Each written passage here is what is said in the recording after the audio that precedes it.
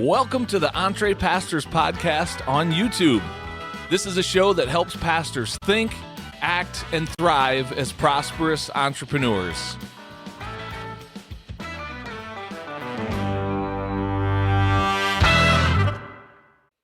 Well, hello there, and welcome to the EntrePastors podcast on YouTube. My name's Jon Sanders. I'm one of the co-founders of EntrePastors, and in this podcast episode, you're getting ready to hear an interview that myself and my co-host Les Hughes did with a couple of coaches that have had a powerful life transformation in their own lives that they are now helping many other people experience as well. Their names are Alan and Angie Thomas, and Alan has an incredible story of reaching a point in his own health journey where he recognized he was just done living severely obese and that he was going to do something about it. And he had a radical transformation in his own thought process and the physical results that made possible in his life. And then, was able to help his wife do a similar thing in her life. And now together, the two of them have helped hundreds of other people, men and women, achieve great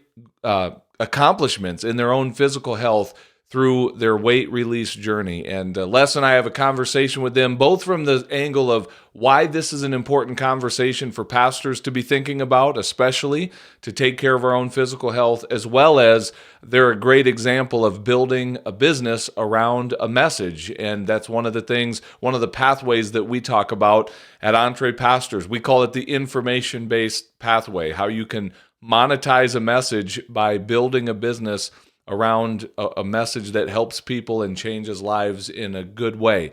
And so they're a great example of that. So you guys are in for an awesome conversation. Without any further ado, check out this interview with Alan and Angie Thomas. Here we go. Well, Alan and Angie, it is our pleasure to welcome you to the EntrePastors podcast. Guys, welcome to the show. Thank you so much for having us. Thank you for having us. Glad to be here. Mm-hmm. Yeah, Alan, I have, and Les has known you for a while as well. I've not known you personally for very long, but I've known of you and followed your journey as I've been kind of in Dan Miller's orbit for quite a few years now. I've heard you on his podcast. I've heard him speak of you numerous times. So I know what you do and the work that you do, but if you guys don't mind, just give us a little bit of a 30,000-foot overview of the work that you do in the world. Just tell a little bit of your story, if you don't mind. Sure. And thank you again. Yeah.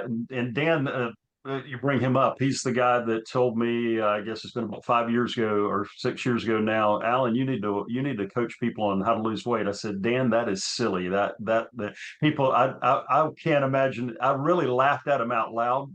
I said, people don't need to know what to eat and what exercises do. They already know it. They just need to do it. And it was very interesting that came out of the journey that Angie and I went on in 2017, when the day after our 31st wedding anniversary, I stepped on the scale and I'm 5'11". I don't play for any professional basketball teams. And so I'm just average height guy, 5'11", and I saw on the scale 304 pounds. And it was really an enlightening moment for me. It was kind of one of those moments where, you have those moments where you believe God speaks to you and in your heart. And it was like I was standing there in the dark. And my first thought of it was that having been in the life insurance business for over a decade, I'd never met a man. Now I was 55, but I'd never met a man that was more than 100 pounds overweight that was 65 years old and or older. And the reason that I hadn't met them is because the vast majority of them are dead. Now keep in mind, I worked in the senior market, what's called burial insurance, and typically 65 years old or older. So I walked in a lot of houses, and I realized I was going to be that guy, that picture on the wall that Angie would be calling me her first husband. Not because she was shopping around looking for another guy, but because of the fact that I couldn't put down the fork. And then I started thinking about our family. I started thinking about my responsibilities. And I said, this is just silly. I've been on 1,000 diets, not 1,000, but dozens and dozens and dozens over 35 years. And if I don't stop this, I'm not going to be there for my family. I'm not going to be there for what God brought me into this earth to do. And it really hit me at that moment. And I was if you can imagine a disaster, if you write up in how we behave in this modern world of technology, if you see a disaster like a tree falls on your neighbor's house, God forbid, the first thing you do is dial 911.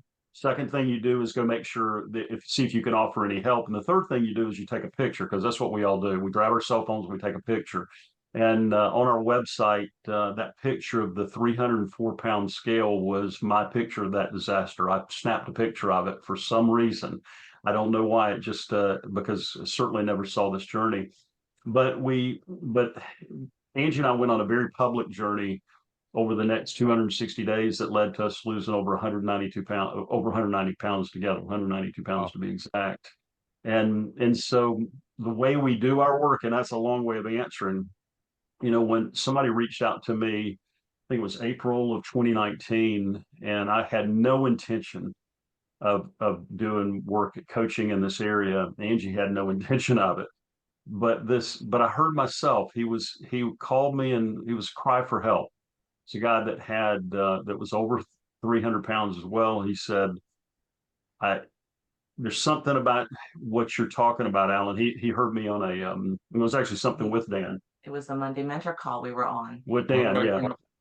Yeah, with a few other coaches. that's exactly right. And just people with their stories. Yeah, and it wasn't about weight loss. It's just we were telling our story. And he said, "Would you help me?"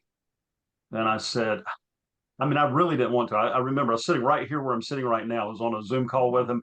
I said, "Man, this isn't what I do." I said, "Okay, I'll give you 3 sessions." And I told him the price. It was embarrassing. It was such a small amount, but it was more about the fact I really didn't want to do it. But I said to him, I said, "I'll help you on one condition. I'm going to never tell you what to eat, and I'm going to never tell you what exercise to do, but you got to do exactly what I say." Okay. And he agreed to. And that led to this individual, I think over the next, 6 months, he dropped about 65 pounds, but more importantly, he got his life back. And that's what this was about. And I did not ever tell him what to eat, as I never tell a client. And Angie never tells a client. We don't. Not because you don't have to change what you eat, but we work with people with weight loss that and help them with the decision they've made to escape their obesity, to escape the all the things that their weight they've used as an excuse to hold them back from. This individual went on to have a coaching business where he's got clients all over the world. He's written a book since then. He's done all these things because we help people get free. Because if the creator of the universe was standing in front of you, and he were to introduce you to the version of yourself he created you to be at your present age, what does that person weigh? Now, that's a question we don't get asked very often. We all know the answer too. It's almost comical. I've asked that question probably more than 1,000 times. I've never had anybody even hesitate. They always know the answer. And it's not a chart on the wall, but we help them create a path to that weight, so that number one, they'll be there for their family. Number two, so they'll be there for the calling that God's put on their heart. And so also so they live in complete authenticity. That's the other thing. I mean, you cannot hide weight. It's impossible. When I was more than 100 pounds overweight, I mean, I could dress it up 100 different ways, but it was there. Yep. And so anyway, that's a long answer to what we do, but we rescue people out of obesity is what I would say, the short answer. Well, I love that. And Angie, I'd love to hear just a little bit of your story in that as well. Like, what was that like for you to watch your husband go on that journey of releasing all that weight? And then it sounds like you were right there with him. So what caused you to jump in and take that journey for yourself as well? Honestly, as he said, it was very public, and he had invited others to join him. And I knew I did not honestly know how much weight I needed to lose, because I had avoided the scale for years, and literally at the doctor for like 3-4 years. No, I'm fine. I'm not obese, and I'm not skinny, blah, blah. So they finally, so they would just let me cry. They would just, say, "Okay, all right." No one ever really called me on the carpet at the doctor to get on the scale. And I just avoided it here, even though it was right here in the bathroom. Every day I walked by it. But so when Alan had this public dedication, let's say, I knew I wasn't gonna be married to the hunky guy and me be the cute fat wife. I I don't just had that. I'm too time out. competitive. I don't get called hunky very often. Just let's be clear. I think We So can edit that out. We'll edit that part out. But so I was like, I wasn't gonna be known as that. And I knew also for our family, for Alan, I mean, I wanted to be here. And actually my loss was 63 pounds. I'm 5'7". So I was 188 pounds Yeah. without realizing it. And I had let mine go up a lot in the 2 years, let's say. I had not struggled on diet after diet like Alan. It was after our fourth child and then in our move, and I just enjoyed life a little too much, if you will, and let those last few years. But no, I knew he was determined. It was something different about this. Him saying the 304 on the scale. It it just lit a fire like I've never seen. Because if I t- I you if I could one chicken breast, grilled, whatever, cooked a million since we were the beginning of our marriage. And he certainly wasn't overweight then by standards, but he it's always been a theme in our life. Weight, Yeah. needed a Hey, little bit, 10 hey, pounds, John, 20. I'm sorry. John, I know we'll get into the details of the business side and maybe the pivot or the shift in a little bit, but I'm curious as to what it was before your business model was before Alan, or at least what was the space that you were in that you really wanted to lean into, and you had some resistance obviously to make that shift. So we can talk about what that was like internally in just a bit, but what was that space that you were in before? Because I don't know if I've ever heard you say, I mean, I know professionally it was the insurance and all of that, but you were wanting to do something else and transition to something else, which is why you probably were in the 48 days world with Dan and that tribe. So what was it before? And also, why do you think now, having the luxury of looking back and having 20 hindsight, why do you think that you weren't getting the results that obviously you are now in the world that you're in? Well, that's a great question. I wanted to be in coaching. I had wanted that, and literally I had gotten down on my knees in 2007. Angie and I were thinking about spending our last nickel and buying a property and casualty insurance agency, and I just couldn't get peace about it. And Was I that was kind of general life coaching, No, yeah, well, what you were thinking? let me kind of walk you through it. I hadn't even thought about coaching on 2007, and Angie and I were down on our knees praying about whether to buy an insurance agency in 2007. This is kind of off the wall, but this is what happened.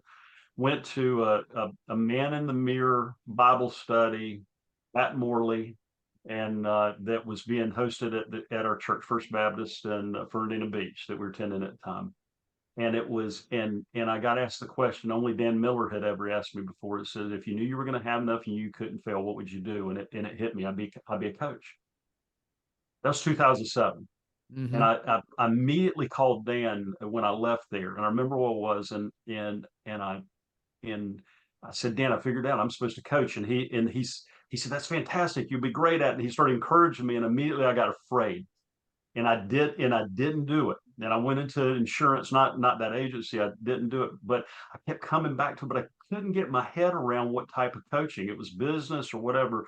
And then when that individual reached out, so the answer was I was floundering as a coach because I didn't have a problem that I really was passionate about solving until I started working with that first individual. It was like the sky opened up. It got crystal clear. This is the problem that you can help people solve.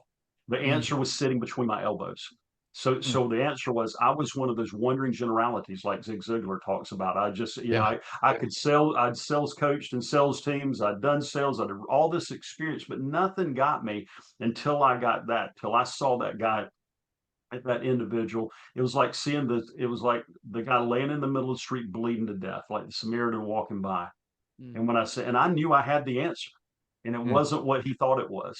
And it was, Mhm. and that really was how I got clarity. I don't know if that answers your question, but the answer Yeah, was I was in coaching. I was sure. totally wondering generality. Makes sense. What That makes perfect sense. One thing I want our audience to hear from that, a takeaway, especially for anybody that desires to be a coach or to build a business around a core message, much of the time that message is going to come from a place of your own, woundedness in the past or your own struggle.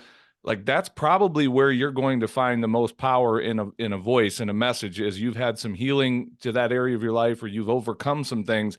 Now from that position, you can turn and help others. Not to say it always has to be, but I just want people to hear that because Alan and Angie, we've got pastors that want to coach just like you, but they don't really know what their message is. They don't know their niche. They don't know their market. They're kind of floundering in this generic life coach. And the truth is, not too many people wake up on a given day and say, I'm going to go find a generic life coach. But people Right. do come to that moment like you came to and said, I've got to do something about this weight. It's going to kill me an early death. It's going to bring me to meet Jesus sooner than he and I had anticipated. So they'll look for that type of coaching. So I do want to talk business, the business side of this, but before we do, I want to back up and just hang here for just a moment because one of the things that resonates about your story with me is that like many, that's been a struggle for me as well, man. I've been able to acknowledge and identify I'm an emotional eater. I love to overeat, and it comes for a lot of reasons that we could psychoanalyze, but the end result is obesity. The end result is someone who looks and feels sluggish and overweight and undisciplined and all of those things.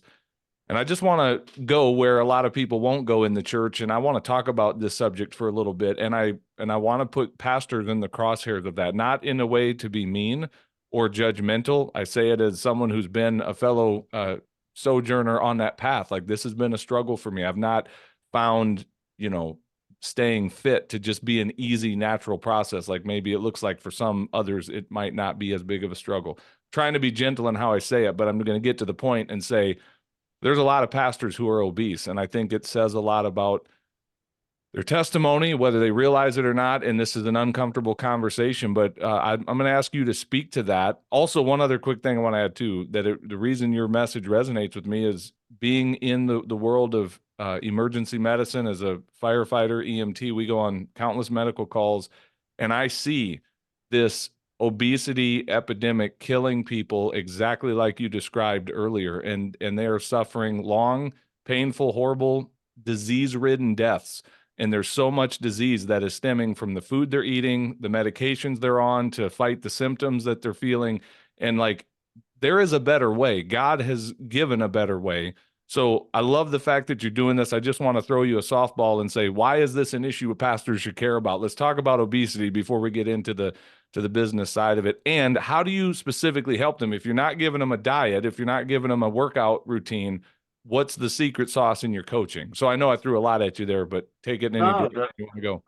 no, that's great questions, and and I won't handle it with as much kid gloves as you did, and I say this as somebody who's come from obesity, and I know what it's like, and I want you to think about this, and we were all in the Southeast, and in the Southeast, if you walk into almost any church in the Southeast and you've got alcohol on your breath, okay, and you're in church leadership. I didn't say drunk. I said alcohol on your breath. And I'm not suggesting people go out and drink, but I'm just using this as a metaphor.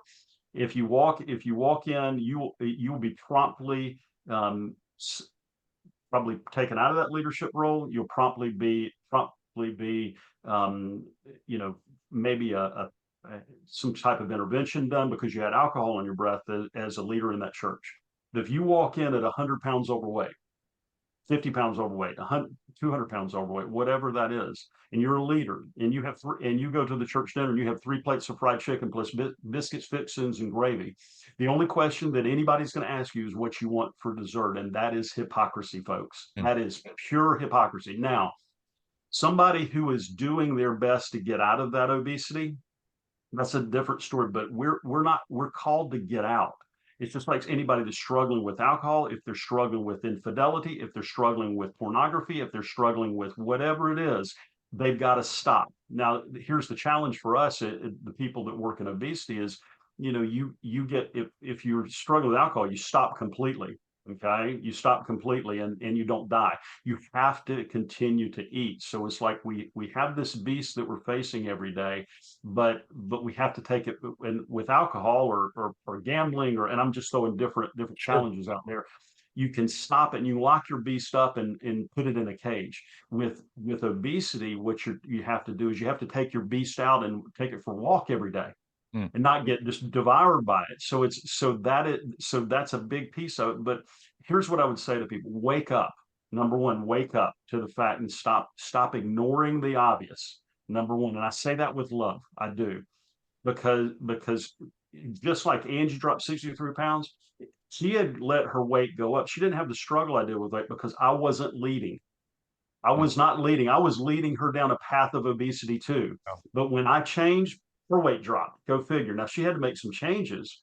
Was it her responsibility? Absolutely. But as leaders, especially within the church, Mm. if a leader is standing up there and making jokes about their weight and making it something, I'm not saying to shame anybody. This is not to shame you. This is to wake up people. Yeah. So number one, it's inauthentic.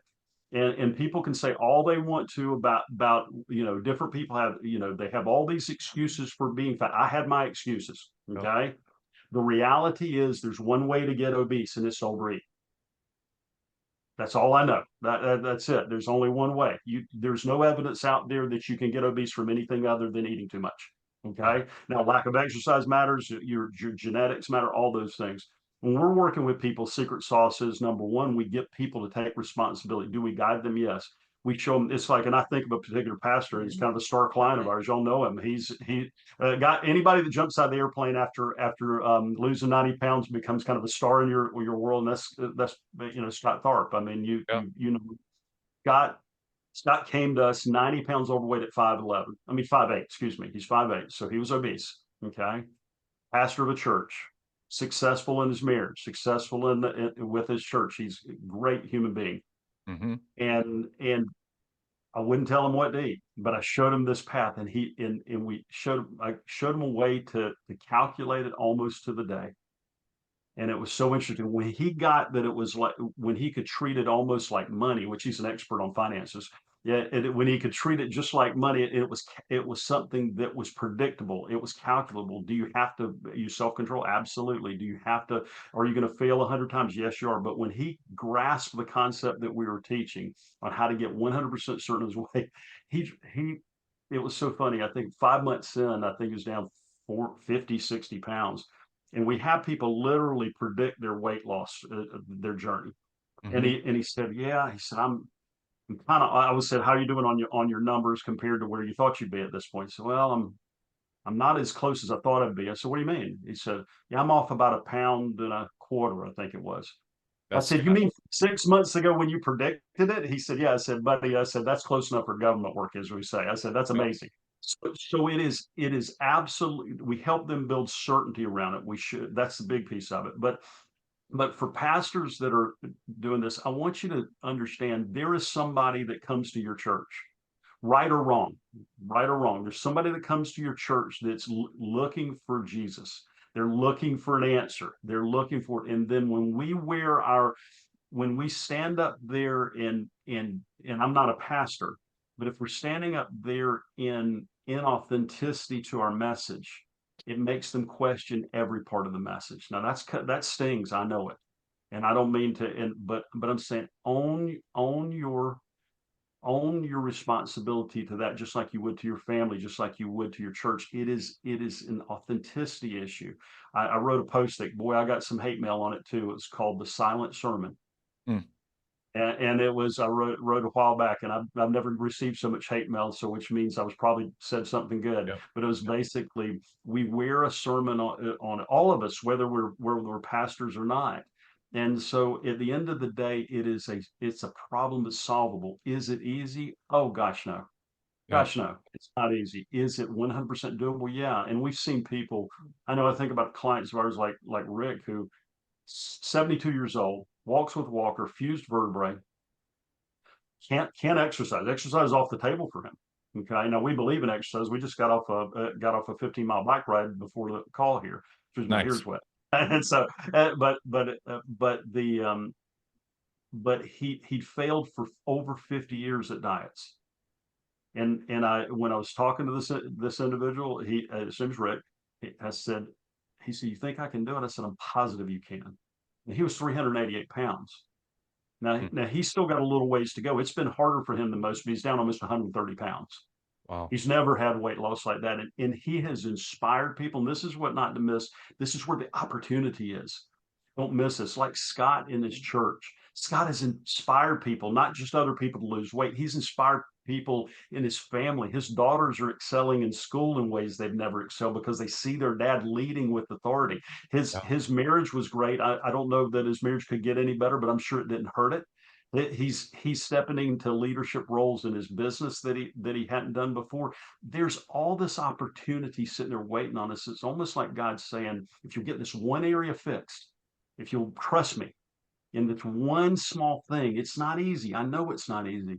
I'll open up the floodgates for you. And that's what he's done for us. And that's what we see him doing for person after person, whether they've struggled their whole life, whether we've had people where weight loss surgeries have failed and they win. And I'm not saying this to brag on a process. I'm saying this to brag on the people taking the responsibility. Boy, I Yeah. went on a rant.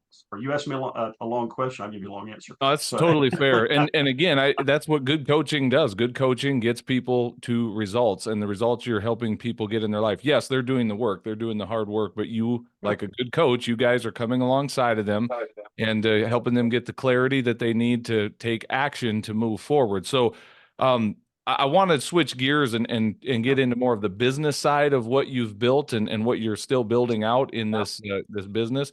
But again, just really wanted to celebrate first and foremost your story, both of you, the journey you've been on, and then the results that you're helping others get, because it is an important conversation. It's an uncomfortable one in our culture because it's one that we all kind of willingly turn a blind eye to collectively and just go, let's just don't talk about that. And meanwhile, it's killing people all over the place every single day, and we're not our best selves when we're carrying all that extra around. Les, are you going to jump in? Looks like you got something on your mind. Yeah, before we hear the details, I do want people to just take note that one of the things that Alan and Angie both did right is they just got started, even before. They weren't as concerned about getting it perfect as they were getting it started. And during that time when a lot of the people that we talk with about having some sort of coaching part of what they're doing, they're waiting until they get that itch to be perfect, instead of that one being they don't want to be that wandering generality that you mentioned. But sometimes, I mean, it's better to be a wandering generality than just sitting on the couch, right? Yep. So to speak. And so just the fact that you got it going and it's going to change anyway. I mean, a year down the road, 2 years down the road, it's going to change. EntrePastors looks different, much different, to the good than it did day one when John and I started. It's going to change, guys and ladies. So just get started and let it go, let it roll, let it marinate, let it morph and change and learn along the way. You don't have to get it perfect. Just get it going. Yeah, that's good. So By the way, one other quick thing, I just want to plug this too, because there's probably, before we start talking more of the business stuff, is we're maybe talking to someone right now who's going, I know that's me. I know I need to do something about this. One thing I heard you say recently, I don't remember where the context of the conversation was, but I do believe that it was in reference to Scott Tharp, that you basically said the day that he chose to make the investment into you, which is something we deal a lot with our audience, that there's a reluctance on the part of pastors who already are underpaid much of the time to get out their wallet and invest in their own coaching and self-development. I loved what I heard you say, and that was, because he was like, my wife's in tears about this, or she's going to be in tears about this, referring to the financial investment. And you just confidently said she's going to thank me later. In the very near future, she's going to be thanking me for this investment. So anything you want to add to that before we switch gears? Because again, I just want to give that kick in the seat to that person who you need coaching with Alan and Angie. And today's the day. Stop with the excuses. Don't talk to me about how expensive it is. I can promise you all the medical stuff and the physical stuff that is waiting for you in your future is going to be far more expensive financially than the investment here. So anything you want to do is and join me in kicking some people in the pants on making that investment into your coaching. Well, and number one, the one thing that we know for sure is that, like what Les was saying, is that we don't want to get started. We want it to be perfect, and that's actually one of the things that I challenge people is to get out of perfectionism. With it is get started. But when people are talking to us about our coaching, we're honestly interviewing them, and it's not to be rude. We're making sure, number one, I want to know how bad their problem with weight really is.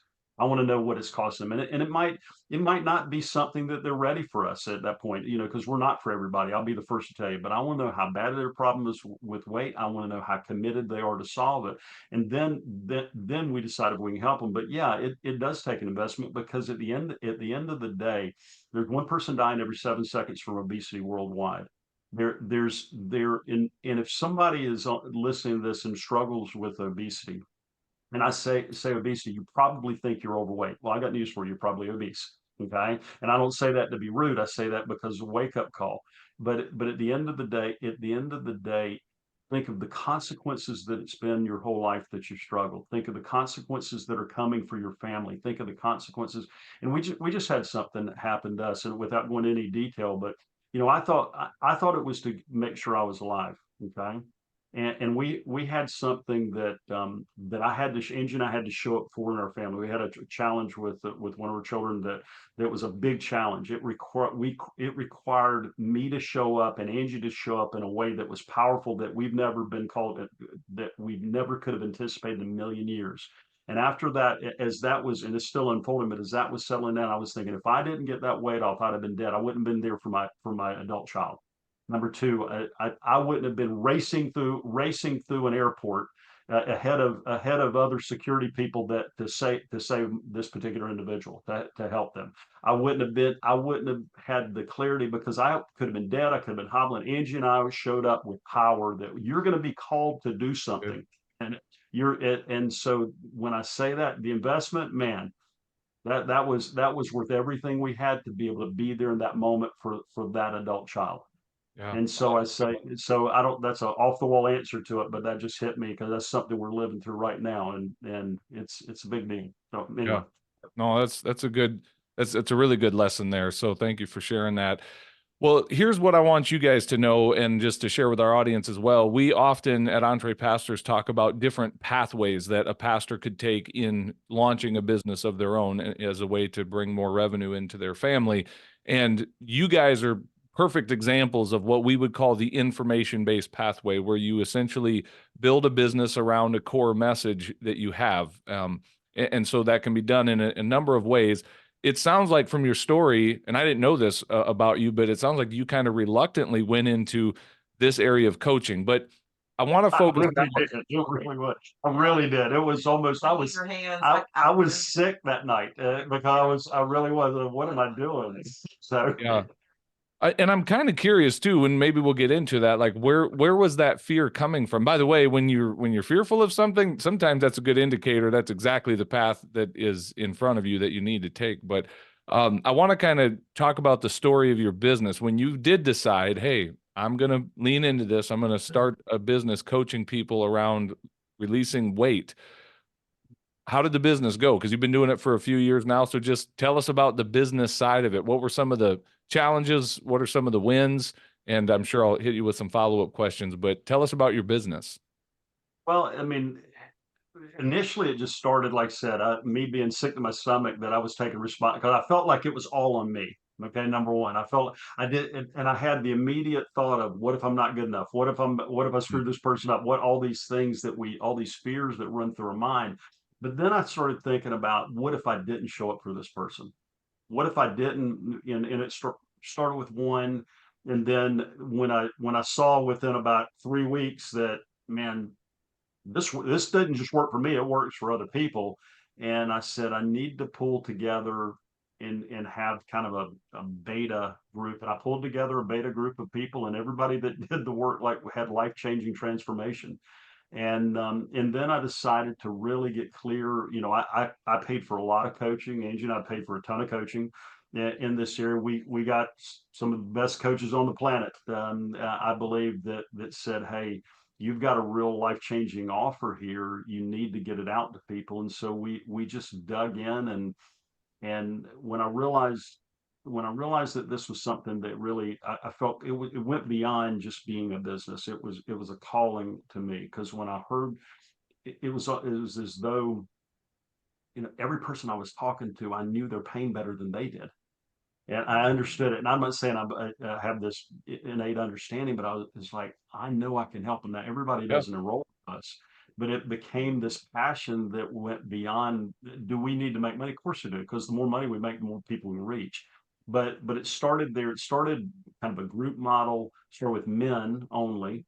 And then we had so many women asking, so many ladies asking about it, that about a year and a half, was spent 2 years ago now. 2 years ago, I asked Angie if she would help, because I thought that her story, she understood the ladies' side much better than I did, Sure. and we it became a co-creation. So right now, the way our model works is, we do group as well as individual coaching, because we found that rising tide brings up all the ships is so interesting.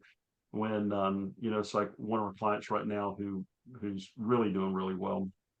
I remember their first weekend, and they got to hear from another client who thought they were struggling, that was down about 100 pounds. Mm. And they were kind of frustrated, because they'd had a little bit of frustration. And I remember hearing this individual who was almost 400 pounds when he started, and hearing how far that other person had come. He literally yelled yes like this in the middle of a call. It was so neat to see that group aspect, encouraging each other. And he Yeah. was and so we but our business, from a standpoint of coaching, it's a group and an individual model together. And but we started with one-to-one. Mm. Then it went to group only. Then it went back, realized we needed both one-to-one and group, because there's things with it. So the model has changed. Is that what it is today, Alan? Is it still sort of a hybrid? It is, yeah, yeah, because I there's I've, there's always questions that people have that need some privacy to them. Okay. There's Yeah. things that people, men and women, don't want to ask it so we do some private coaching, with those individuals, but we insist they come along in the group setting, because it is a rising tide. When people get challenged, and it's not a competition, it's an encouragement. Like we've got individuals who have autoimmune diseases. We have individuals that are perfectly healthy except for their weight. That we have all these different pieces. We have individuals that have suffered childhood trauma that got uncovered. We don't work in the area of trauma, but they they were able to get healed in the process, and their weight's coming off. Yeah. And it's so interesting. But the group aspect is really important for that, because it's encouraging, no shame, no shame environment where they encourage each other, and it really does work better that way. So It's we interesting that you go there, because I would you haven't said that. I would sort of assume that the food issues would be the fruit of a lot of things and not the root. now explain what you mean by that. The food issues being the Well, fruit, not there'd be something that would cause people to turn if it's out of control and not just a matter of, survival kind of. It just seems to me like the manifestation of the overeating and the weight as a result would be, and the lifestyle would be the fruit of something else, not the root cause. There'd be something else that's causing that, like another kind of addiction. and it is, and I mean, it typically is. And we're not medical professionals, but at the end of the day, we come alongside people, and we see them self heal. And it's so interesting how it happens, because we put all this weight on over long periods of time. Okay. But we all want it off on Tuesday. I mean, we want it off immediately. It's like Right. it's like Yeah. it's like people who start coaching businesses, like pastors who start maybe a coaching business or something like that. They want to start it today, and they Sure. want to be at $2 million a week in revenue the next week, and they're not Well, ready. would you speak to that? Like how long, what, just for you personally, there's no one size fits all, but people ask us all the time, like how long. You're exactly right. They want to know how long this is going to be, what they can expect in the first quarter or the first year. And it's going to be different for everybody, but just personally, what was it like, that transition like for you? How long was it actually, before you could turn from what you've been dependent on for the lion's share of your income to relying more and more on the coaching part. And with Well, that, is this your full-time thing now, guys, or do you still work in addition to this? I mean, I'll write an insurance policy occasionally when an old client calls over the phone, but I don't go out and work it. But no, we've been doing this as our full-time vocation since 2020, and it was interesting when COVID hit. Um, it was kind of divine timing. I said I'm all in, Hmm. and with when we had our first six-figure year that year, and then we were using you run into these obstacles. You run into like Facebook shut us down. Okay, we use Wow. Facebook advertising. That Facebook decided their bot didn't like my advertising for about over a year. Well, I had to find another way to advertise. We found another model to use as advertising mechanism along the way. We just because here's what we believe. Angie and I both believe there. We went all in before we were ready. Okay. Mm-hmm. So I Yeah. can tell you we went up, but because we went in before we were ready, we're still here swinging. Yeah. Does that make sense? Yeah. That so it's a little bit like I imagine when the Israelites stepped into the Jordan River, they were kind of freaking out because the water hadn't receded like it did back at the Red Sea, if I recall my scripture correctly. And then it was, and so as we take a step, it seems like things just always have worked out. Yeah. We find the clients come through. Does it mean we don't have to operate our business with good principles? No, absolutely not. We do. But at the end of the day, we jumped in 2020, and because of that, we've had dozens and dozens and dozens of men and women that their lives are saved because of it. Not because we're great people, just because we stepped in and took that chance. Yeah. So you. And that's why on the hard days, because it's like any business, there are going to be hard days when like Facebook or whatever, it's not working, or a tech issue, or just, people aren't making decisions to save their life. I mean, Yeah. that's the reason you get up and you do it day after day and stay up, work at it 20 hours a day sometimes. Some days Yeah. are really long days. But it's for the future of these people that we haven't met yet. Yeah. What And we went last week is really just the call I've got coming up. I mean, with some individual, I mean, I'm seeing it in a whole different way now and it was never about getting you in, getting your genes or whatever. It was the future, the life that you're not living. But now I have a whole different appreciation for what we are doing for people or helping them do. Obviously they're doing it, but we're the mechanism maybe. yeah. And I came from the point of view as, yes, I was not quite in the obesity, but I was knocking on the door. Okay. But I looked still decent in my clothes, or at least around all the people we mostly see out. I wasn't, I was still in the smaller lady, if you will. Okay. So I didn't feel so bad. But when I kissed this man, the love of my life, goodnight, every night until 2017, when he was releasing his weight, I wondered for the last 5 years or so if he would wake up in the morning. Wow. So Wow. that had been, and I did not nag him because his mother nagged him. So I took it off of the wife. But anyway, so Yeah. Well, one theme I want to tie into there is that selling is serving. And so often I have a question I want to ask you guys about pricing. We see our audience specifically struggle with this. I believe pastors have very much been taught to devalue their service and their time and their effort and their worth. And because it's ministry, it's for the Lord. So you should just do it for free or next to nothing and be okay with it. And so when we see pastors moving into the business realm, it's not uncommon to see them struggling to sell and adequately price for the value that they're delivering. So I'm curious to hear about that with you. And then again, just want to really highlight that theme. You mentioned it earlier, Alan, the more people that are buying from us, the more people we're serving. So it literally selling is serving. But tell me about your pricing journey, because I heard you earlier say, initially you had just a ridiculously low offer. How did you learn to charge your worth in your coaching?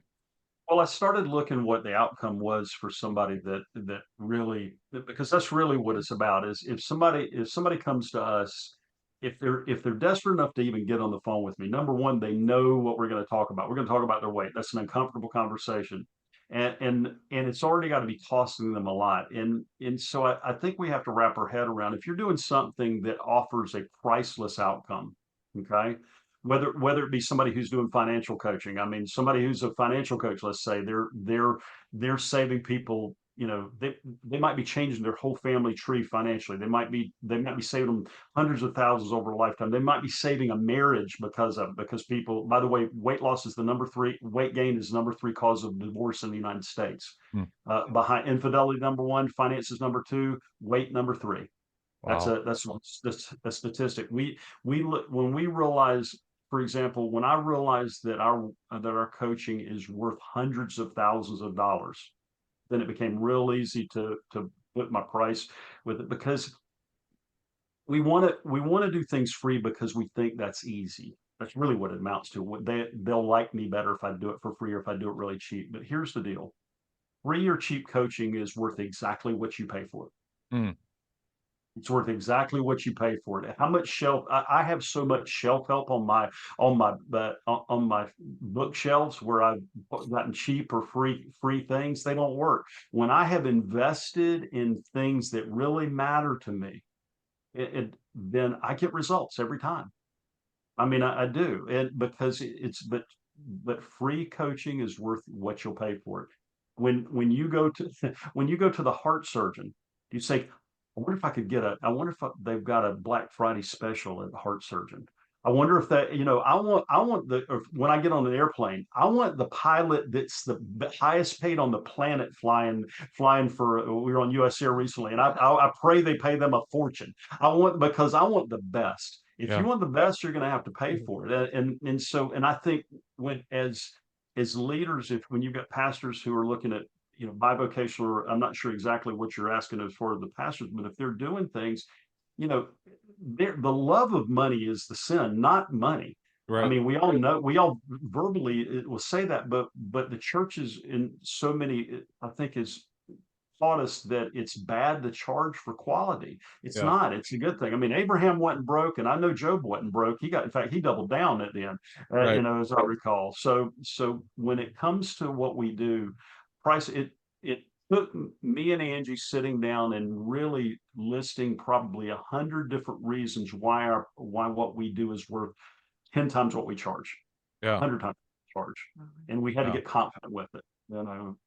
That makes sense. Yeah, and I love that. I'm hoping that our audience is hearing that confidence in your voice, because you need that. If you are not aware of your own self-worth, you're not going to charge enough for the work that you do. I just heard someone say that recently. I can't remember where I heard this, but the fact that you're charging, next to nothing or free for your services probably says more about your lack of self-worth than it does about your big, generous heart. I think it might have been Dan Miller, honestly, on his most recent podcast, as I hear myself say that. That sounds like something Dan would say. So we'll give him credit for it.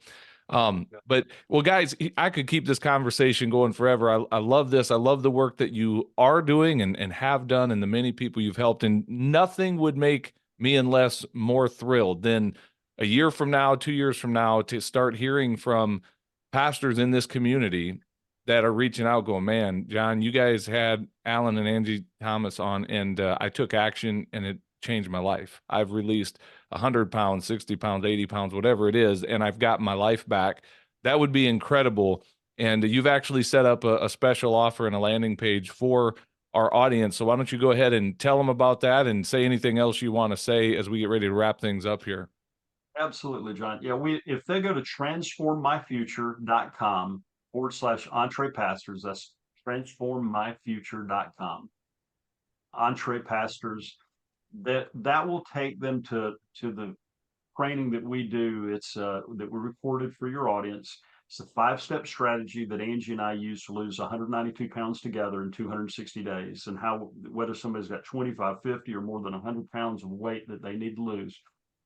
And whether they travel, whether they work from home, whether they struggle with weight their entire life, it's practical steps. There's nothing to buy in that training. I want people to understand that. We've had people reach out to us that have lost 18. I think one lady lost 18 pounds in a month from it. Another one that lost over 30 pounds just from following the steps in there. They're real practical application in there.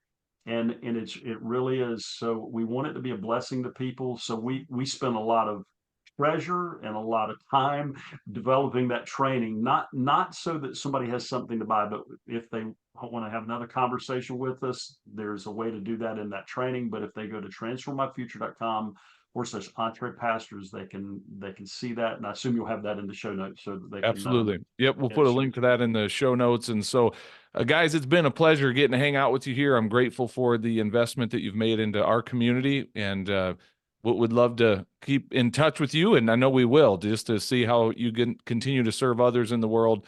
And thank you for coming on and sharing with us today. Thank you Thanks, so y'all. much, John. Bless. Thank y'all. Okay. Well, hey, thanks for watching this episode of the EntrePastors podcast. Make sure you hit that subscribe button so you can be notified every time we release a new episode. If you'd like to get connected to other pastors who are learning to think, act, and thrive as prosperous entrepreneurs, then we invite you to check us out on Facebook. Just search for the EntrePastors Connect group, answer a few of our simple questions there, and we'd love to include you in the conversations. And if you're really ready to go to the next level, then we invite you to join our EntrePastors membership community. When you become a monthly subscriber, you will receive access to courses, exclusive community, and coaching that will help you along in your own EntrePastors journey. If there's anything else we can do to serve you, please visit us at EntrePastors.com, and we will do our best to serve you there. God bless everybody. See you soon.